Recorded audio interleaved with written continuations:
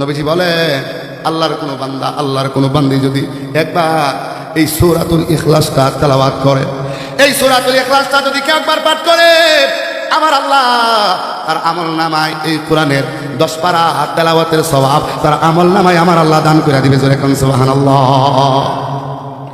নবীজি বলেন আবারও যদি কেউ তেলাওয়াত করে আরো 10 পারা, আবার যদি কেউ পড়ে আরো 10 পারা তেলাওয়াতের সওয়াব আমার আল্লাহ দান করে দিবেন। নবীজি বলে কেউ যদি 3 বার, জোরে বলতে হবে কয়বার? আল্লাহর হাবিব বলেন কেউ যদি 3 বার এই সূরাতুল ইখলাসটা পড়ে, আমার আল্লাহ তার আমল নামায় 1 খতম কোরআন তেলাওয়াত করার সওয়াব আমার আল্লাহ তার আমল নামায় দান করিয়া দিবেন। বলেন না সুবহানাল্লাহ।